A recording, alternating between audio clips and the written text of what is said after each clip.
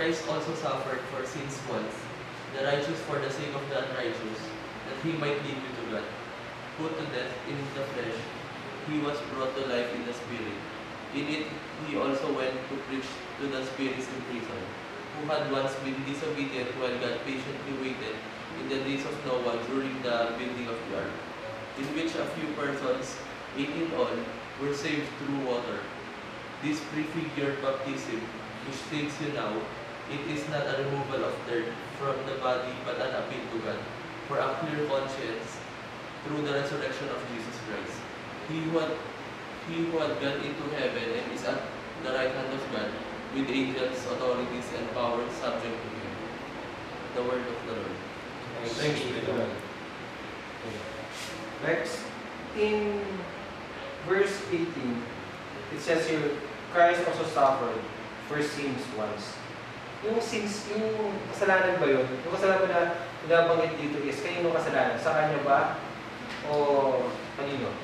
Kasalanan ng isang katauhan. Kasalanan ng isang katauhan. Di ba? Na-mention din kasi dito, in verse 18, yung righteous. Sino yung righteous dito? Si Christ. So, Jesus Christ. Yung righteous, yung buong katauhan. Then, Peter, so, ano yung purpose ni Jesus Christ? Kung bakit siya nag-suffer for our sins? Still in verse 18. To lead us to God. For us to Be led to God. So, yun yung purpose niya. Bako, in verse 18, di ba sabi, put to death in the flesh, or he was brought in life in the spirit. Sino yung he doon? Para lang maklaro lang natin So si Jesus Christ. Put to death in the flesh. And in this context, ano yung ibig sabihin ng flesh? Yung katawang tao. Katawang tao ni Kristo, tapos yung spirit, Whole spirit. yung Holy Spirit. Kumbaga, so yung katawan ni Kristo, so yung put to death, but yung life niya, brought to life in spirit. Okay, so nakita natin yung difference. So, ano yung naalala natin dito? Yung particular na nangyari kay Jesus Christ. Crucifixion. Alright? So, para kalaro lang. Heck, in the verse 19, he also went to preach. Kanino naman? Kasi kanino pa? Pag dito sa verse itself, he went to preach to the imprisoned spirits. So, prison spirits. In verse 20, sino ba yung mga spirits in prison? Yeah. Based on verse 20. Continuing to sa verse 20, they were the generation who did not believe when God in His great patience delayed punishing the world where Noah was building the ark in which a small group of 8 persons escaped through water. So yung mga non-believers. So, yung mga non-believers at the time, nung binibuild yung Noah's Ark, di ba, laging hindi naniwala doon. So, ito yung mga, kumbaga, nadamay pa rin. Nadamay pa rin, di ba? Yung pag-preach ni Jesus Christ dito. So, ilan niya uli yung na-save mo ko? 8? So, 8. They were served to the water, di ba? And in verse 21, it says here that this prefigured baptism, which saves you now. Rex, para lang medyo para po yung for us, ano yung prefigured baptism na sinasabi dito? Yung flood sa nangyari kay Noah. Okay. Yung prefigured baptism, parang symbol ba yung tubig. Tapos yung cleanse ng Diyos at that time yung mundo through flood at iniwan yung mga righteous. Okay. Yung mga sinagawa yung mga sons. So yun yung prefigured baptism. Peter, in verse 21, what about that prefigured baptism? It is not a removal of dirt from the body but an appeal to God. Ito yung pledge natin kay God.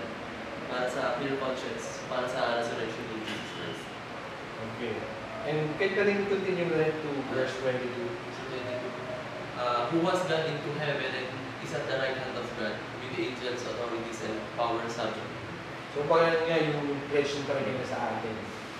Okay. So for that, ano yung ano natin? Keywords natin for the second reading. For Christ also suffered. For Christ as a suffering for Jesus Christ. For the sins of For the sins once and for the sake of the righteous. The righteous for the sake of the unrighteous. Okay. Ano pa? Proclamation. May proclamation na naman. Dun sa mga spirits in prison. There's also proclamation. Dagdag ka? Ito lang, binalik na naman kasi yung story ni Noah na yung keyword na lumabas dito, yung baptism mo. Peter, dagdag ka? Even if for isa baptism. So ngayon, ano naman yung nakikita nating connection or relationship ni gospel, first reading, and second reading? So feeling ko, very obvious nga eh. Ano? Ikaw ulit, Yung covenant kasi from the start sa gospel, yung dami natin kanina. Yung gospel kasi, yung sinasabi ng Jesus Christ is the fulfillment of the covenant na which in the first reading na God promised that He will give a sign that na hindi na niya sisilahin po niya ang mundo, which na lumakta tayo sa second reading na yung in the form of baptism na parang kino-commemorate yung waters of the blood na cleansed to the earth. Correct. Sa akin yung may paraan para magbago. Diba? Kasi yung si Jesus Christ, 40 days siya sa desert. Parang nag-reflect siya during that time. Parang sa tingin ko, yun yung time na nagsistruggle yung tao niya. Kasi diba, tao din siya. Religious din siya. Diba? Pero yung struggle between good and evil. Kasi yung time na kay Noah, ganun din, makasalanan ng mundo eh. So parang may time din na nag-wait si God patiently, diba? Cleanse yung mundo. Diba, for 40 days, bago niya nag-make ng covenant, or bago siya nagbago, bago siya nag-make ng promise. And ganun din yung kay Jesus, diba? Bago siya nag-preach, kasi after na sa gospel nag-preach siya, nag-cleanse din siya. Tapos yung kay Paul, kay Peter pala. Kasi parang sabihin niya, parang mag-undergo ka rin ng parang appeal to God, parang undergo ka ng clear conscience. Dapat ready ka, diba? Malinis muna yung utak mo, clear conscience muna, bago ka mag-turn kay God. Diba? So, Yun rin, yung sa good and evil din, na kahit na yung mga disobedient natin, pinuntahan pa rin ng Spirito ni Christ para mag-preach dun so that yung mga masasama din dati na hindi sumunod, mabigyan rin ng chance para makapagbago. Yun yung nakita ko na connection din kasi yung sa iba rin na bumuo ng covenant si God dun sa kila Noah, na hindi na mauulit talaga yung cleansing na ginawa niya kasi naayos na.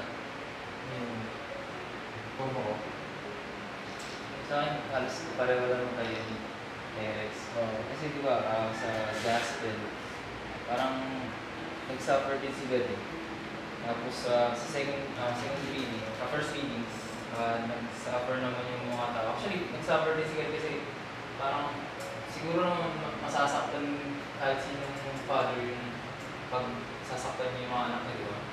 Nag-suffer din siya doon nung in-unify niya yung mga tao na yun, dahil sa blood. Tapos itong second reading, ganoon na naman ulit, yung suffering na naman.